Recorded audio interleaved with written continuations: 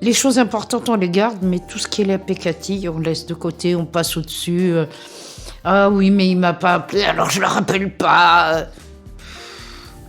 On perd du temps quand on est jeune, mon Dieu. Même pas mort est un podcast des Petits Frères des Pauvres, l'association qui lutte depuis 1946 contre l'isolement des personnes âgées. L'objectif avec cette saison 1, c'est que l'on arrête de voir la vieillesse comme la retraite du cœur. Moi, je m'appelle Fiona Hyper, je suis journaliste, et je suis allée parler d'amour, d'intimité et de sexualité aussi, avec des vieux, des moins vieux et des experts sur ces sujets-là. Dans cet épisode 2, préparez-vous à déconstruire l'idée reçue selon laquelle les vieux ne peuvent plus tomber amoureux. Parce qu'au final, pourquoi est-ce qu'on s'imagine que le divorce, le veuvage ou juste l'avancée en âge signe obligatoirement la fin de la vie sentimentale ?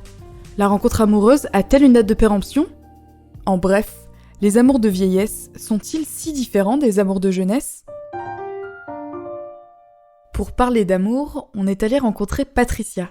Patricia, elle a 61 ans, alors certes pour beaucoup, elle est pas vraiment vieille, mais elle compte quand même parmi les seniors. Vous savez, cette case un peu fourre-tout que la société réserve aux plus de 50 ans. Patricia, après plusieurs divorces et surtout des gros soucis de santé, elle ne s'imaginait pas du tout construire une nouvelle histoire d'amour. Je crois que j'étais pas prête à avoir une relation amoureuse au vu du tumulte de ma vie, je dirais. Des relations courtes, oui. Mais sur la durée comme ça, non, pas du tout. Et c'est souvent quand on s'y attend pas que ça nous tombe sur le nez. À tout âge, et finalement, ça m'est arrivé aussi. Et ça s'est passé, mais naturellement. Les barrières que Patricia s'était fixées nous ont interrogés. Est-ce qu'au-delà de nos propres peurs et de nos a priori, il y a concrètement un âge limite après lequel, fini, terminé, le cœur ne peut plus s'emballer ? On a posé la question à Maya Mazorette, la journaliste sexperte de Quotidien, que vous avez peut-être aussi entendue sur France Inter ou lue dans Le Monde. L'amour, c'est une émotion qui a été inventée. La plupart des émotions sont inventées il y a déjà bien longtemps, à une époque où les gens vivaient moins longtemps, et qui est associée encore aujourd'hui à la reproduction, au fait de pouvoir créer une famille, au fait de pouvoir construire un projet commun. Et c'est sûr qu'on associe tout ça plutôt à la jeunesse. C'est aussi basé sur l'attirance physique. Et aujourd'hui encore, on voit bien que l'attirance physique, elle est plutôt jeuniste, elle est associée à des corps jeunes. Donc tout ça fait qu'il y a une espèce de date de péremption purement imaginaire sur le sentiment amoureux qui va toucher différemment les hommes et les femmes. Alors pour les hommes, on entend toujours dire que bien sûr jusqu'à 70-80 ans, pas de problème, ils vont vieillir comme le bon vin. Et puis pour les femmes, généralement c'est la ménopause, donc vers 40-50 ans, que le couperet social tombe. Mais par contre, ce couperet, il n'existe pas vraiment, il n'existe que dans notre tête. Pour l'amour, évidemment qu'on peut pas être trop vieux, parce que l'amour, c'est quelque chose qui dépend des hormones, du cerveau, d'une rencontre, de représentation culturelle. Donc là, a priori, on peut avoir autant d'ostéoporose qu'on veut, on peut avoir autant d'arthrose qu'on veut. Ça n'aura aucune influence sur le sentiment amoureux. Est-ce que le corps peut ensuite consommer cet amour ? Ça, c'est une autre question. Pour en savoir plus sur ce couperet social dont parle Maya Mazorette, je vous invite à aller écouter le tout premier épisode de Même pas mort sur les représentations de la vieillesse, intitulé Mamie Gâteau, Papy Cochon, les vieux, des corps non désirables. Revenons à Patricia. Il y a 5 ans, elle part avec les Petits Frères des Pauvres pour un séjour vacances à la Seine-sur-Mer. Rappelons-le, elle est persuadée que l'amour n'est plus pour elle. Et pourtant, elle tombe sur Raymond, âgé de 7 ans de plus. Je suis diabétique et il l'est aussi, donc on s'est retrouvés à la même table. Et je lui ai proposé de manger tous les jours à la même table. Ça évitait au cuisinier de traverser la pièce pour ramener un plat à l'un et un plat à l'autre, vu qu'on avait à peu près les mêmes régimes alimentaires. On s'est revus à un stage photo et je lui ai demandé d'être mon guide pendant ce séjour, ce qu'il a fait gentiment. Nous sommes dans le train, nous rentrons à Paris, arrivé gare d'Austerlitz, tout le monde se dit au revoir. Il est le dernier à me dire au revoir, mais je n'ai vraiment aucune idée encore de ce qui va m'arriver. Et au lieu de m'embrasser sur la joue, il m'embrasse sur la bouche et il s'en va. Et moi, je reste plantée dans le béton. Alors, j'avais une chape de béton, je ne pouvais plus bouger, au point que j'étais obligée d'appeler une amie à moi pour lui dire ce qui venait de m'arriver. Et bon, ça l'a fait un peu rire parce que je n'ai pas l'habitude d'être déstabilisée par un homme et lui a réussi à le faire. avec un bisou sur la bouche. C'est un truc de fou. Et bien ensuite, on s'est revus parce qu'on avait déjà échangé nos numéros de téléphone. Il m'a invité à déjeuner. C'est un cuisinier, donc il m'a cuisiné. Et puis on s'est revus. Et puis on s'est revus le lendemain, le surlendemain. Et en fait, on ne s'est plus quittés. Le baromètre solitude et isolement quand on a plus de 60 ans en France en 2021, signé les petits frères des pauvres, nous apprend que 2,5 millions de Françaises et de Français de plus de 60 ans se sentent seuls tous les jours ou très souvent. Cet isolement complique forcément leur éventuelle quête de l'amour. Ce qui est sûr, c'est que pour rencontrer quelqu'un, il faut s'en donner les moyens d'une manière ou d'une autre. Donc si on passe pas par des applis de rencontre, alors dans ce cas-là, il faut sortir, avoir un cercle de sociabilité étendu. Et on voit bien que chez les personnes âgées, notamment chez les hommes âgés, ça va être un énorme problème qui, dans ce cas-là, rapproche la question de l'amour vieillissant avec la question de la sociabilité en général et de la solitude et des personnes isolées. On sait que les femmes, elles font un meilleur boulot à maintenir des relations de voisinage et d'amitié et même des relations familiales. Alors qu'un homme, et notamment un homme tout seul, va avoir tendance à s'isoler et là, effectivement, pour rencontrer quelqu'un, ça devient très difficile. Mais paradoxalement, tout ça, c'est aussi le produit d'une éducation genrée. Chez les femmes, on valorise le lien, on valorise l'émotion et c'est sûr que ça facilite le vieillissement. Alors que sur des hommes à qui on a toujours répété, surtout pour les plus âgés, qu'il fallait être un petit peu autonome émotionnellement, cette autonomie, on le voit bien, finit par se retourner contre eux sur le tard. La question de la recherche de l'amour ne se pose évidemment pas qu'aux vieux. Depuis quelques années, on parle carrément de célibat boom, tant le nombre de célibataires ne cesse d'augmenter. Finalement, qu'on ait 20, 30, 40, 50, 60, 70, 80, 90 ans, c'est la même galère. En réponse à ce phénomène, les applis de rencontre et les réseaux sociaux nous promettent que notre grand amour se cache derrière le prochain profil qu'on va liker. Célibataire à 48 ans, Elodie n'a jamais connu de relation de couple dite conventionnelle. Elle nous donne son avis sur l'idée qu'aujourd'hui, l'âme sœur est à portée de main. J'ai eu la chance, je crois, d'avoir eu quelques grandes histoires d'amour. Et je ne suis jamais rentrée sur les pas du couple qui habite un lieu ensemble, qui construit une maison, qui construit une famille. Ça, c'est quelque chose qui m'a toujours échappé, mais je pense que c'est parce que je l'ai bien voulu. Est-ce que la rencontre est plus facile aujourd'hui ? Les rencontres sont peut-être plus simples. En tout cas, elles semblent plus simples. Mais ça veut dire quoi une rencontre ? Ça dépend quel engagement et quel élan on met dans cette rencontre. Et je pense qu'il y a beaucoup de rencontres qui sont possibles. Mais de là à ce que quelque chose se déclenche, là, il y a vraiment un gouffre. Rencontrer quelqu'un et lui dire, écoute, c'est super, l'application nous a permis de faire une rencontre peut-être plus facile que si on avait attendu des années. Et puis dire à cette personne, mais prenons le temps pour se rencontrer, vraiment, maintenant. Eh bien, en tout cas, de par mes expériences, ça ne fonctionne pas. L'application est explicite et puis le désir et l'amour, c'est implicite. C'est ça qui va pas, en fait, qui colle pas. Bon, ceci dit, je connais des gens qui ont connu... pas l'amour de leur vie, mais voilà, qui ont des longues histoires amoureuses en passant par des sites d'application. Donc, bien sûr que ça fonctionne, et puis ça dépend des gens, ça dépend de ce qu'on cherche, de ce qu'on veut, de ce qu'on est. Savoir ce qu'on cherche en amour, chez l'autre et dans la relation, c'est un sacré casse-tête. On peut imaginer qu'avec l'âge, la réponse est plus évidente. Forcément, on se connaît mieux, on a rencontré plus de personnes, on a plus vécu, alors on sait ce qu'on veut, non ? Eh bien, on a demandé à Patricia ce qu'il avait séduit de chez Raymond. Elle l'aurait swipé à droite ou à gauche sur les applis ? Il ne correspond en rien physiquement de ce que j'aime chez un homme. Si, à part ses yeux bleus, c'est une tuerie. Mais quand je l'ai rencontré, pas du tout. Donc, il était totalement inimaginable que je puisse penser qu'il se passe quelque chose entre lui et moi. J'ai plus pensé à de l'amical, à de la copinerie, surtout qu'on rigolait beaucoup. On a beaucoup de similitudes dans la connerie, excusez-moi du terme, parce que vraiment, on est deux clowns ambulants. C'est juste qu'on est un peu plus vieux qu'avant, mais je crois que ça, c'est resté mais d'une puissance incommensurable. Et c'est bien pour le quotidien. Hein. Il faut, quand on se trouve avec quelqu'un d'autre, avoir des valeurs qui nous correspondent. Plus que des petits détails. Il aime bien ma coiffure. Il aime pas ma coiffure, il va s'y faire. Hein. Vous voyez ce que je veux dire ? Mais on veut tous plaire. Donc, évidemment, c'est une recherche de l'amour, c'est une recherche de sentiments. Mais Celui qui dit « Ah, quand je l'ai vu, je suis tombé amoureux ». Mais t'es tombé amoureux de quoi ? T'es tombé amoureux du physique au départ. Tu la connais pas. Tu sais pas si c'est une gentille ou une méchante. Après, évidemment, on apprend à se connaître et le chemin se fait. Pour construire une histoire, encore faut-il le vouloir. On l'a vu tout à l'heure, rien ne nous empêche physiologiquement d'éprouver des sentiments amoureux en vieillissant. Et pourtant, les aînés n'ont pas toujours envie de se jeter corps et âme dans une aventure à deux. D'après le rapport des Petits Frères des Pauvres intitulé « Vie affective, intime et sexuelle des personnes âgées », paru en septembre 2022, alors que 38% des aînés vivent seuls, 85% d'entre eux ne souhaitent pas s'installer en couple. Cette volonté est davantage marquée chez les femmes, et Maya Mazorette a peut-être une explication à ça.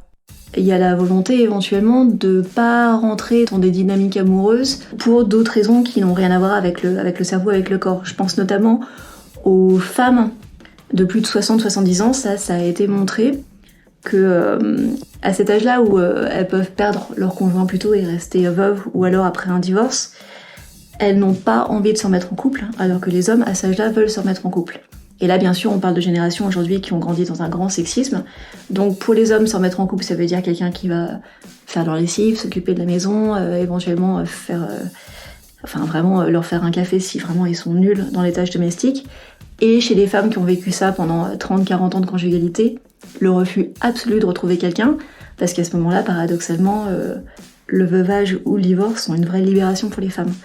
Donc faut faire attention où on met les pieds. C'est vrai que l'amour c'est positif, mais ça peut aussi être un piège pour certaines femmes. Ce piège de l'amour, Patricia a tout fait pour ne pas tomber dedans. Elle nous parle de son besoin viscéral d'indépendance. Bon, on a eu une relation qui a commencé à l'envers, c'est-à-dire qu'on s'est rencontrés et je vais dire 6-8 mois après, on vivait ensemble parce que je me suis retrouvée en fauteuil roulant. Donc on a eu une vie en commun pendant 3-4 ans. Et moi, ça fait juste 1 an que j'ai mon appartement et qu'on vit chacun de notre côté. Moi, je le vis super bien parce que je suis totalement indépendante.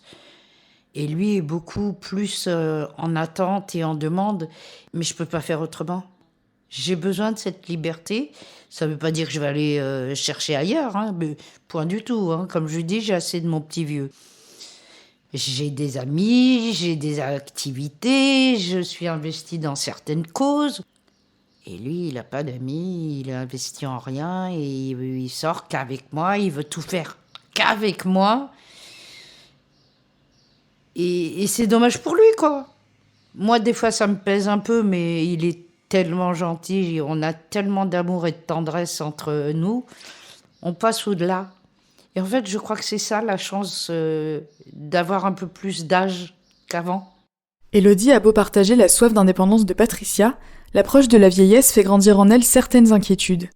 Comme je dis souvent, je suis bien avec moi-même et j'ai peur d'être trop bien avec moi-même parce qu'après, j'aurai plus besoin des autres. Après, comme dirait mon médecin, vous êtes jeune, mais l'approche de la vieillesse, en tout cas, oui, ça...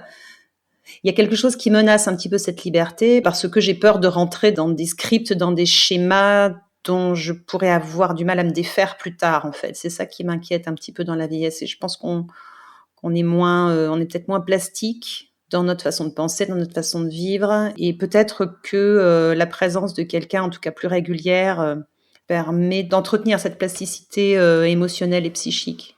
Dans le rapport des Petits Frères des Pauvres, on apprend que près de la moitié des personnes âgées qui ne souhaitent pas partager leurs vieux jours expliquent simplement qu'elles préfèrent vivre seules. Un quart estime ne plus avoir l'âge pour se lancer dans une nouvelle histoire et 20% souhaitent rester fidèles à leur ancien partenaire. Ces chiffres nous ont amenés à nous poser une question. Est-ce qu'on n'accorde finalement pas trop d'importance à la vie à deux ? On pourrait dire qu'il y a une survalorisation du couple, mais en même temps, c'est vrai qu'on demande à nos conjoints tellement de choses qui sont importantes, et puis quand on vieillit, qui sont encore plus importantes, que c'est difficile de sortir complètement de ce schéma-là, en tout cas sur le tard. Parce que bien sûr qu'on a envie d'un compagnonnage, bien sûr qu'on a envie d'une sécurité affective, mais aussi une sécurité des fois financière et très pratique. C'est pas mal s'il y a 2 personnes pour, conduire une voiture, faire des courses. Si quelqu'un tombe, si quelqu'un tombe malade, c'est sûr que c'est quand même plus pratique d'être à 2. Et on voit bien que dans notre société, on a du mal à pouvoir compter sur les solidarités familiales comme on le pouvait avant. Et quand on vit loin des autres, on va aussi pas pouvoir forcément compter sur les voisins ou sur le tissu social de sa commune. Donc sortir du couple, Moi, je veux bien, mais j'ai l'impression que ça demande la déconstruction de beaucoup de normes culturelles qui sont déjà un peu dures pour les plus jeunes qui pourtant grandissent dans un environnement où il y a plus d'options pour la conjugalité ou pour la non-conjugalité. Et quand on est plus âgé, là par contre, c'est plus compliqué de dire qu'on est poli quand on a 90 ans, quoi. C'est ça que je veux dire. Poli, c'est polyamoureux. Roméo et Juliette auraient-ils vécu la même passion s'ils s'étaient rencontrés à 70 ans ? Cette question, c'est un petit peu le début de la réflexion du psychanalyste et psychiatre Otto Kernberg. En 2002, il a voulu vérifier si on gérait l'amour de la même manière, qu'on soit vieux ou qu'on soit jeune. Kernberg a rapidement constaté que ses patients âgés gardaient la même tendance à idéaliser l'être convoité, vous savez ces débuts où tout est rose et l'autre est parfait, et qu'ils avaient aussi le même besoin que les jeunes de se créer un cocon au début de la relation, quand on se coupe un peu des amis pour privilégier son couple. Kernberg a aussi noté que, je cite, « 2 éléments sont extrêmement fréquents dans les relations amoureuses tardives, retrouver un objet d'amour perdu et faire une nouvelle rencontre qui contraste avec les frustrations traumatiques d'une relation passée. » Avec des mots plus simples, il s'est rendu compte que les personnes âgées pouvaient se libérer de certains fardeaux grâce à de nouvelles histoires, allant jusqu'à s'ouvrir davantage qu'au cours de leur vie de jeunes adultes. Évidemment, ces analyses ne sont pas des généralités, et Kernberg a aussi remarqué que d'autres personnes âgées reproduisaient, à l'inverse, les mêmes schémas tout au long de leur vie, et que malheureusement, tout l'amour du monde ne suffisait pas à les faire évoluer. On a demandé à Patricia de nous parler de ses sentiments pour Raymond, afin de voir si elle avait remarqué, elle, une évolution par rapport à l'amoureuse passionnée qu'elle était avant. Alors au début, j'ai cru que j'étais pas amoureuse, parce que j'avais pas les papillons dans le ventre. J'ai toujours vécu avec des papillons dans le ventre, et là, mais alors le calme plat. Et au fur et à mesure du temps, en fait, je me suis rendu compte que oui, il y avait des sentiments qui étaient différents. Et c'est pour ça que ça m'apportait cette sérénité que j'ai aujourd'hui, alors que j'étais une affolée de la tête et des papillons. Et là, on a juste à se laisser bercer tous les deux. Et c'est magnifique. Et c'est pour ça qu'il n'y a pas de prise de bec et pas de dispute comme on voit dans les couples plus jeunes. Et comme si vous m'aviez vu. Hein. Quand vous vivez des passions, eh ben vous vous sentez encore plus vivant. Et c'est ça qui me manquait au départ. C'était un peu compliqué dans ma tête. Plus du tout maintenant, parce qu'on arrive à analyser et à prendre du recul et à réfléchir, à se dire mais oui, regarde, t'as peut-être pas les papillons dans le ventre, mais il y en a pas un de tes mecs d'avant ni de tes maris qui s'est occupé de toi comme ça. Donc l'amour, il est peut-être différent. L'amour, c'est aussi un phénomène qui s'apprend. Et si c'est un phénomène répété, on va nécessairement avoir un effet d'habituation. C'est-à-dire que la première fois qu'on a des papillons dans le ventre, on se dit que c'est extraordinaire, unique et que personne n'a jamais vécu ça et que personne ne le vivra à nouveau. Et puis ensuite, quand ça fait la 50e fois que ça nous arrive, on peut éventuellement commencer à reconnaître les mêmes signes et puis à s'amuser aussi d'un phénomène de répétition. Ensuite, quand vraiment on est sur une grosse cristallisation, j'ai l'impression que c'est unique à chaque fois. Les vieux, ils n'ont pas de futur, ou ils ont peu de futur. J'imagine que la relation au temps est différente. Peut-être que ça change aussi les postulats de la relation amoureuse. Enfin, je me demande s'il n'y a pas quelque chose qui s'allège finalement un petit peu plus. Parce que quand on rencontre quelqu'un à 30, à 40, alors à 30, à 40, c'est oh là là, ça y est, on va faire des enfants. Il y a plein d'enjeux dans ces âges-là. Je pense qu'il y en a peut-être moins quand on est vieux. Quand on est vieux, peut-être que l'amour, il est vraiment pur, quoi. C'est-à-dire qu'on aime et puis on s'en fout du reste parce que de toute façon, le reste, il va pas durer très longtemps. Les grands esprits se rencontrent et les réflexions d'Élodie rejoignent les conclusions de Kernberg. Le psychiatre a noté qu'avoir conscience du peu de temps qu'il nous reste à vivre quand on est vieux, souvent accompagné de la menace de la maladie, pouvait parfois rendre le quotidien plus riche et finalement rapprocher le couple. Un peu comme si on cherchait à faire front ensemble pour profiter jusqu'au bout. Patricia, à part la disparition des papillons dans le ventre, concrètement, ça change quoi d'être amoureuse à 61 ans ? Beaucoup de sérénité. De tous les hommes que j'ai rencontrés dans ma vie, c'est le premier qui a pris soin de moi, mais vraiment. Pas en pensant à lui, mais en ne pensant qu'à moi. Et ça me touche, mais... Voilà. Vous allez me faire pleurer, mère. Je suis désolée.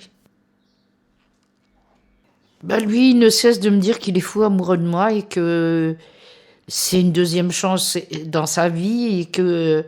Alors justement, on en a parlé récemment parce qu'on a eu une petite dispute, je vais dire, entre guillemets. Et il a fini par me dire « J'ai peur de tout ». Mais je lui dis « T'as peur de quoi ? T'as peur que je te quitte ? T'as peur que je te trompe ? T'as peur quoi ?» Il a peur de mourir pour pas continuer à vivre avec moi. Alors moi, je suis un peu plus terre à terre. Je lui ai dit « Mais on va tous mourir et tu sais pas si c'est pas moi qui partirai avant toi. Donc profite de chaque jour. Profite de tout ce que tu vis. Nous, on a moins de temps que les autres parce qu'on avance dans l'âge. Donc il faut profiter encore mieux et apprécier tous ces moments. » On pourrait se dire que le jeune couple âgé est tranquille. Finalement, il est libéré des pressions sociales comme fonder une famille, réussir sa carrière, s'occuper des enfants, et bien souvent les trois à la fois. Mais en réalité, il se retrouve confronté à de nouveaux enjeux. Même si on évolue, les pressions sont différentes, mais elles sont toujours là. Lui, sa façon de me dire son amour, là, oui, ça me met un coup de pression. Je me dis, sans le vouloir, il essaye de me culpabiliser, de vouloir avoir un peu de liberté. On n'a pas toujours les mêmes points d'intérêt, et c'est normal, au contraire, parce que si on était complètement identiques, on s'ennuierait au bout d'un moment. Donc il a eu du mal à accepter, mais il a compris que je ne pouvais pas vivre autrement, pour le moment, parce que ça ne veut pas dire que d'ici quelques années, on ne vive pas ensemble, si on est toujours vivant, bien sûr. Je vous dis, on est diamétralement opposés sur la personnalité, sauf au niveau de la gentillesse et de l'honnêteté. Quand ce n'est pas un choc des personnalités qui provoque des tensions, des facteurs externes au couple peuvent venir créer des turbulences. En première place, la famille. Selon une étude Opinionway pour les EHPAD Medicharm, plus d'un quart des Françaises et Français auraient une réaction négative si leur grand-mère ou leur grand-père avait un nouveau partenaire. Que ce soit pour des questions d'héritage ou par refus de voir un parent refaire sa vie suite à un décès, les répercussions sont les mêmes. Les petits frères des pauvres révèlent que plus d'un tiers des plus de 60 ans ressentent cette pression familiale comme un frein à la vie intime. Certaines situations, dans les établissements médico-sociaux notamment, montrent l'influence de l'environnement familial sur la vie amoureuse des vieux. Chaque relation entre deux résidents est encore trop souvent remontée aux proches comme un souci, et les couples naissants sont la plupart du temps séparés sans qu'on leur demande leur avis, ou même qu'on s'inquiète de leur souffrance face à cette situation. Patricia aimerait faire passer un message à ce propos. Les accueils sont individuels. Et quand il y a des couples, c'est très compliqué de les loger ensemble. Alors, je ne sais pas pour quelle raison, mais les couples, ça existe dans la société depuis toujours. Chez les âgés, c'est la même histoire. Ils peuvent avoir envie de vivre ensemble. Et les structures ne le font pas. Il y a des gens qui sont en couple qui ne sont pas dans la même chambre, mais parfois dans le même hôtel. C'est ridicule. Alors, je ne vous parle pas des EHPAD, mais sur ce plan-là, c'est encore pire. Et pourtant, il y a des gens qui tombent amoureux dans les EHPAD. Ça existe, mais ça existe aussi à l'envers, c'est-à-dire que des couples qui sont obligés de se retrouver dans ce genre d'institut ne soient même pas dans le même institut. Et ça me révolte. On sépare des couples qui ont vécu 30, 40 ans, 50 ans ensemble. Mais c'est horrible. C'est pas possible. Donc moi je vous dis, j'irai pas en EHPAD. Ça, c'est sûr. Alors, les vieux ne peuvent toujours pas tomber amoureux ? Accepter ces relations crépusculaires, c'est pas seulement être un grand romantique. C'est percevoir les vieux comme des êtres de sentiments, des êtres bien vivants. Et puis, la bonne nouvelle derrière tout ça, c'est qu'il n'y a pas d'âge pour trouver le grand amour. Se dégoter une âme sœur avec qui partager ses derniers jours, ce n'est pas ce qu'on peut espérer de plus heureux pour finir nos vies ? Alors pourquoi ne pas souhaiter la même chose à nos aînés, en attendant notre tour ?